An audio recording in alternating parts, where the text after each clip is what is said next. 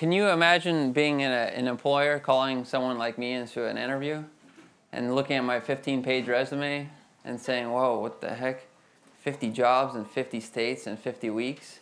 So I did that. I actually went into an interview after I finished my journey just to see what the employer would do and how they would react.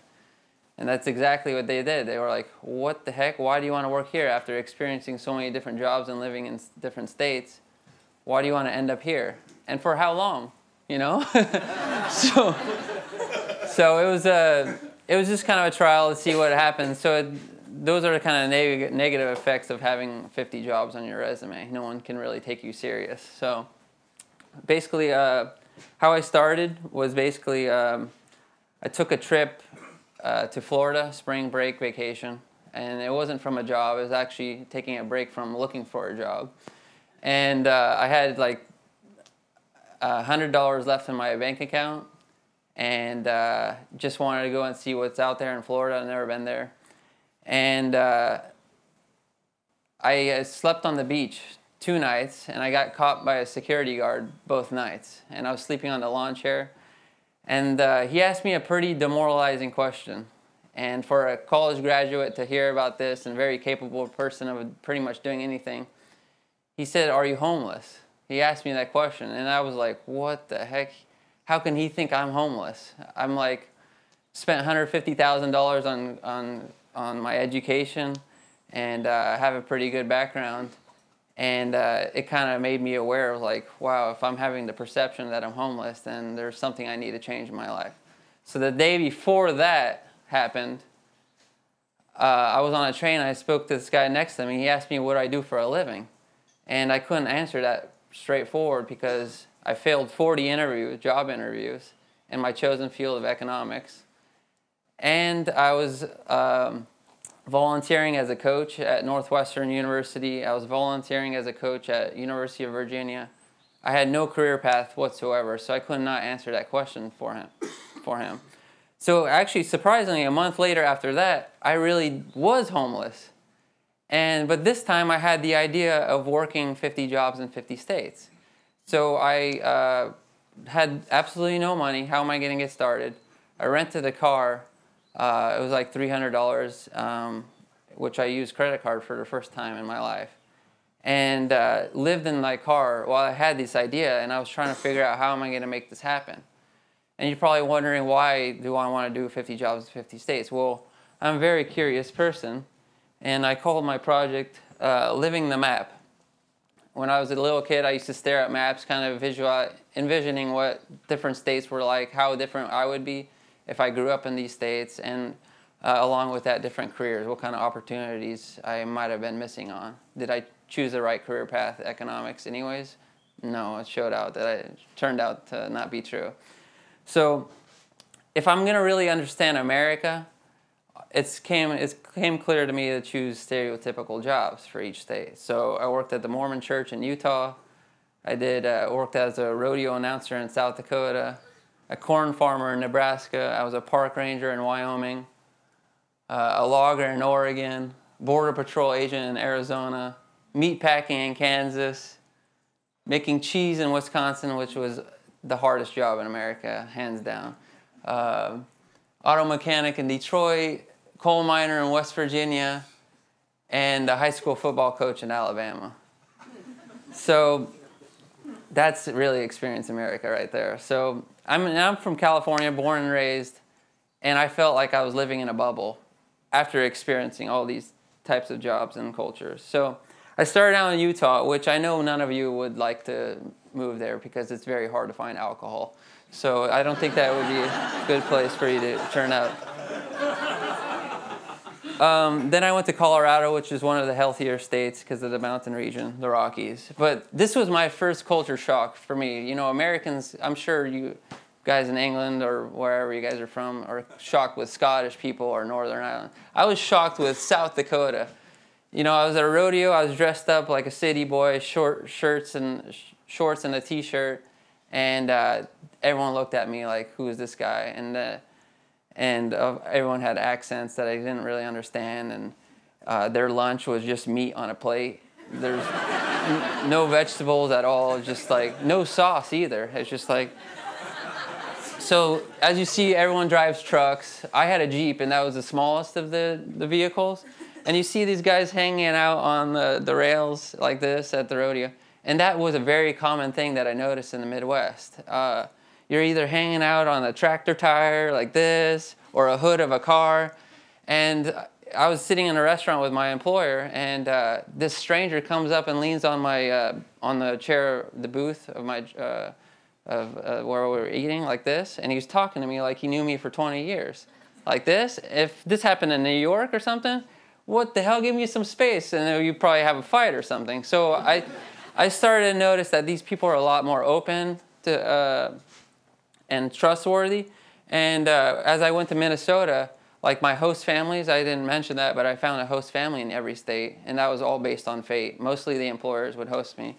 And I started experiencing different hobbies as well, not just the job. So hobbies are usually developed from the environment, and every day after work in Minnesota, we all went fishing. And everything that I show you, it was all new to me. Being a Californian, I've never been fishing before, so everything that I'm showing you today was all new experience for me. So 12 fish in half an hour. This is why it's the fishing capital of the U.S. right here. 10,000 lakes in Minnesota. So as I made my way to the heartland of America, which they call the Corn Belt, it's pretty much all flat, just like this. It's our agricultural region. Most of our food is grown here. This is Iowa. This is where I did corn farming in Nebraska. And then I made my way to the Pacific Northwest. I'm going to talk more about the cultures today because every job that I chose was reflecting the culture and economy of the state. So another culture or hobby I did was hunting in Montana. And you can see this nice buck we shot. And I worked at a general store of a town of 30 people, and it was a fishing, hunting supply store. So can anyone guess what this is? Can anyone take a guess? Anyone? Baked potato. No, this is ice cream potato. It's vanilla ice cream powdered with brown sugar. It's shaped like a potato because this is their culture. This is Idaho. And so... and that whipped cream is supposed to be sour cream, so I was like, wow, you only see this in Idaho. It's and here I was a logger in Oregon, and this is the horn was blown for the end of our day, and we work about 16 to 18 hours a day, and it's about 4 hours of commuting to the forest because most of us don't live in the forest, so we had to commute there. And it's pretty funny. Their hobby was drinking, and it was actually they looked forward to it so much that they were drinking and driving on the way home. And they asked me, because I got uncomfortable because they were smoking tobacco or chewing tobacco and smoking cigarettes. I was rolling the window down. And they're like, don't you have any bad habits? I said, well, I guess I haven't been a logger long enough. So that was kind of their what they look forward to. And can anyone guess what I did in Nevada? The Sin City? And don't say prostitute because that's really inappropriate. Can anyone? Gambling, stealing cars. Nope. Can we have the volume here today on December 5th, 2008?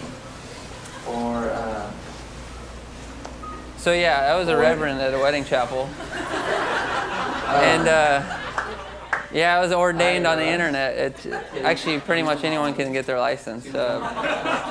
Are they supposed to stay? I don't know if they're still married, but I can check my Facebook and see if they're still have their status married. But then I made my way to the hotter region, Arizona, Border Patrol, New Mexico, and then Kansas, where you guys are probably going to ask me what my worst job was. But I hate saying what my worst job is. I would say like my most uncomfortable job was meat packing in Kansas.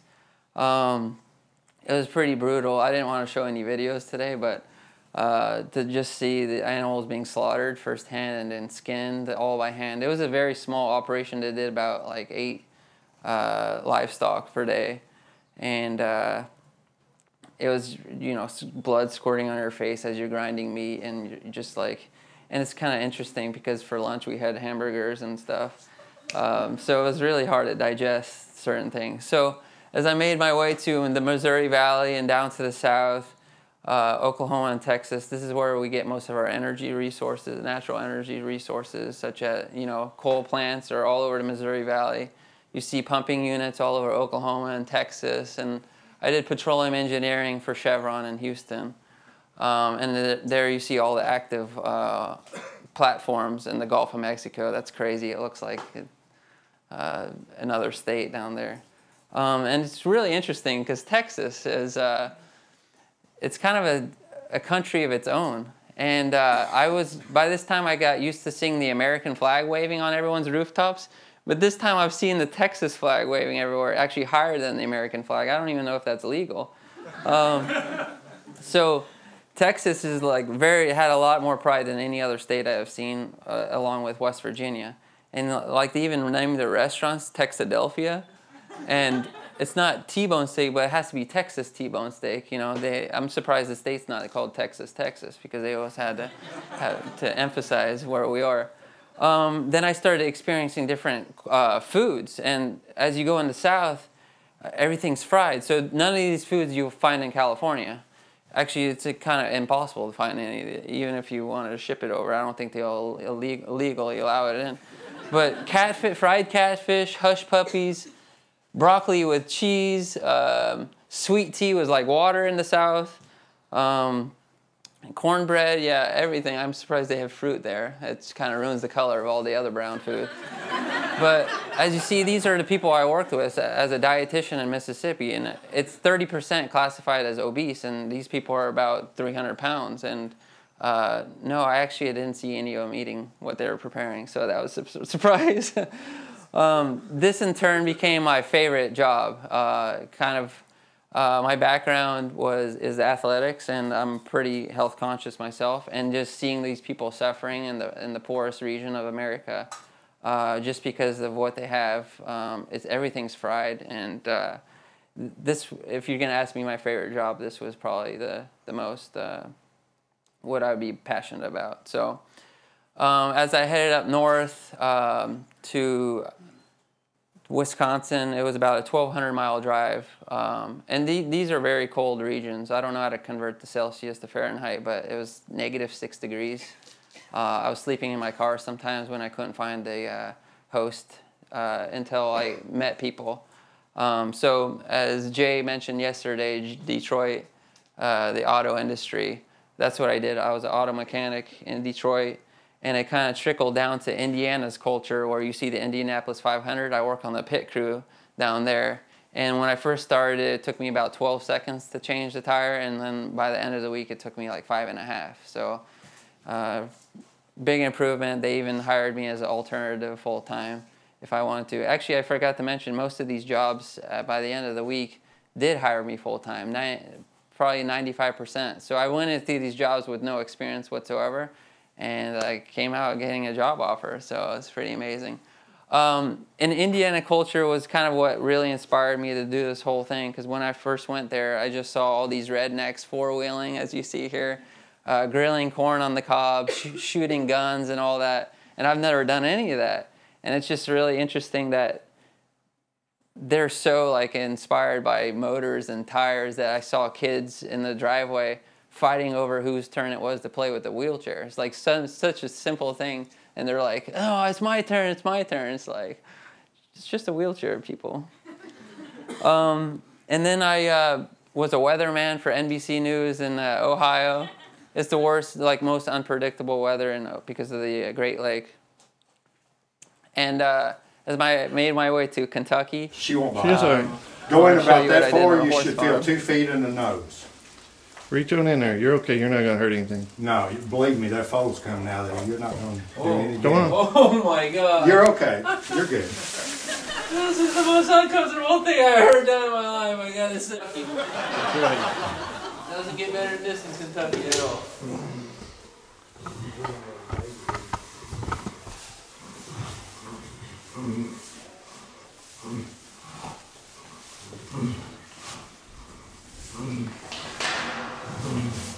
You're doing a wonderful job, Daniel. Huh? You're doing great. Oh, you scared me. Oh man. My hand slipped. Uh-oh. We're good. You can zoom the camera, that would be awesome. Zoom the baby coming. You feel the shoulders slip? Yeah. Now we're good. There we go. Oh, we got you. We're getting you right there. Grab the head. Grab the Yeah, head. just pick the head. Pick it. Just hold it up off the ground. Yeah, just pick it up. There you go. There you Come on, Bobby. There you go. There you Here, go. Dan. Yeah. All right, that right there, that horse right there, just being bored, is $200,000 worth. These are all race Rub horses. him vigorously. You're not going to hurt him. No, you're not going to hurt him. It's a crazy Kinda operation. like you're that trying I to didn't dry your understand hair until I like got this. to Kentucky. Made my way south again. Nashville, you guys all know it's the music capital of the world. And Alabama, and this is what we call the Bible Belt. You see signs like this. You see billboards saying, if you don't go to church, you might as well go to hell. Stuff like that. Very, very conservative. Very conservative abortion, against anti-abortion. You won't see, like where I'm from, California, you won't see any of these type of signs. Even a Jesus statue you won't find. And that right there is actually Oprah Winfrey's church that she built in Mississippi. And the hairstyles in the South. Are you guys all familiar with Justin Bieber? Well, these people came way before him. They call it a frat swoop. I guess I can't do it because I have curly hair, so I don't think I would fit into this culture, but that was interesting. Then Florida, this is like where most people that are on the East Coast, they vacation, because Californians, we usually stay in our own state and vacation. So this is the white sandy beaches, and this is what my job was. I was a stilt walker at Universal Studios. I was about 12 feet in the air. So I was a park entertainer, and yeah, I fell once, and I ripped the costume, and I didn't get fired for any of these jobs, even though I probably should have some of them. Then you see like alligators just walking around, or what do you call it, waddling around, on golf courses and on streets and everywhere. So places I stayed. This is a resort in South Carolina where I stayed. It was about $1,000 a night, and it kind of made me think about like where people in America live. They really lived everywhere. Like they lived in the middle of forests, in the middle of nowhere. They lived on farmland. I lived in a trailer in Wyoming. I lived in a log cabin in Vermont, a ranch. Even adobe-style homes in New Mexico. So it just really shows the diversity of how people live. And then I made my way up to West Virginia, and the roads sort of look like here. On the way here, it was, but very, very windy. You can get sick just by looking at it. And it made me think about like these coal miners, because that's what I did. Could someone from the Midwest who grew up in like a really flat land be a coal miner? How much more difficult would it be for a Midwestern coal miner than it would be for a West? Because they're so used to these type of roads and environments, like claustrophobic type. So I want to show you what I went through when I was a coal miner. We went 4 miles underground. And turn this branches lights off. Let me show you something. That's it. Can't see a thing. Only thing you can see is that little camera light on right there. So, Now, right now we're about a 1/4 mile deep. And we're gonna go a lot deeper than that. Okay. All right, John. This is a well-maintained, well-kept-up mine right here. So yeah, it was very scary the first time. But my project was all about going out of your comfort zone and taking risks and everything. So I had to do what I had to do to get this on the road. Then I made my way up to Pennsylvania, where I lived and worked with Amish people. I built furniture. I grew my beard, just had that whole line beard. And they asked me if I was married. And because only the married people have that, I said, I guess I'm not going to be dating this week. Because I did try to find a date in every state as well. So this place and Utah with the Mormons, it didn't work out for me. But you know, I was with the Amish farmers, you know, they don't use any electricity, but they use propane tanks, and they roll around the light around the kitchen floor. That's how they get their lighting. Obviously, I went into all these states having these assumptions and everything, but a lot of the stereotypes that I had or I heard from other people weren't true, and I thought they all used candlelight walking around with a lit candle, but you know, just seeing a propane light was good enough for me to see things. So as I made my way up to the East Coast, New England states, the drivers started getting crazy in Boston and stuff, and a lot of tolls, and like I didn't have any sponsors or anything, so I had to earn an income for all these jobs. So I got paid for 46 out of the 50. So filing taxes really sucked. That was another job basically, but this was like the toughest job for me. Because I got seasick every day I went out onto the boat lobster fishing. And I said this sucks for several reasons. What if you're someone that lives in Maine who doesn't even like lobster? Because that is really their culture and economy. You see a lobster man calling people into restaurants. You even have a lobster drive or sign. It's just like, and same with Vermont. Like, what if you don't like syrup? They put syrup in vegetables. They make it a dessert. It's just like, wow. Better move somewhere else. So this one I kind of wasn't sure if I should talk about, but I think it's kind of funny. These are the things that I picked up, the 5 types of knives. Sorry, I don't know what happened to the East Coast thing. But there's 5 types of knives that I noticed. I want you guys to take this very lightly. I'm not like prejudiced or anything.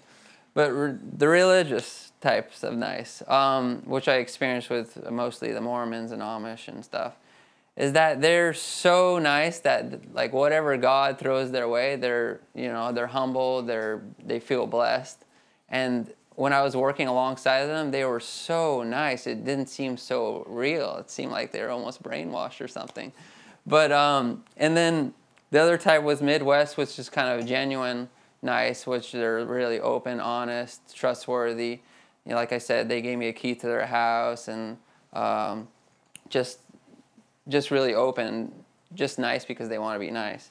The West Coast, where I'm from, which I'm used to, is like you're only nice if you get something in return, and that's what I know. Hollywood is a perfect example. If you're not useful, just kind of get out of the door, or a gold digger or something like that.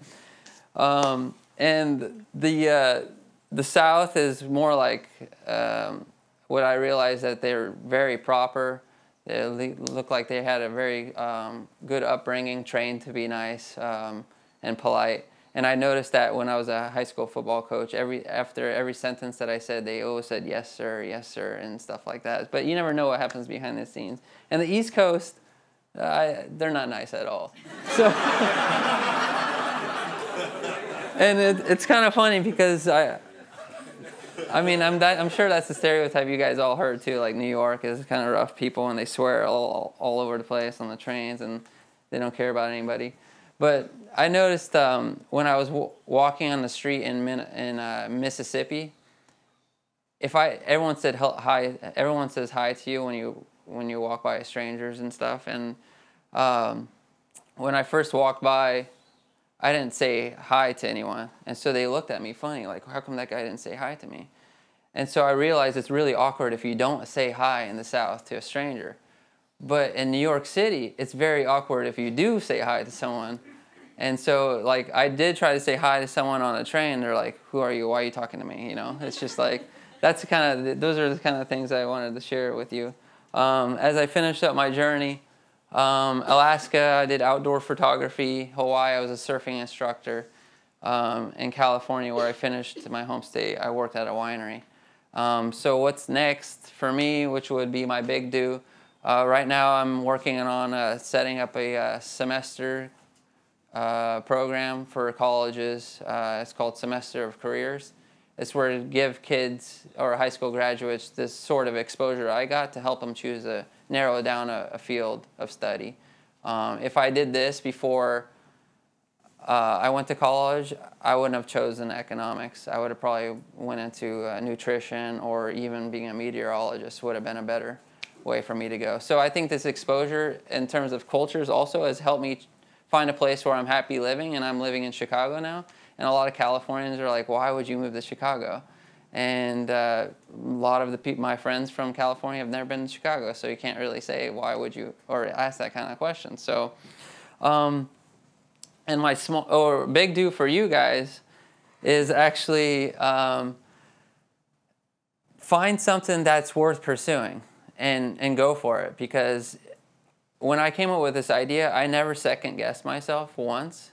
And I've gone through 5,000 rejections from looking for sponsors, by cold calling, and that's how I set up most of these jobs. Like, a lot of people hung up the phone on me, laughed at me.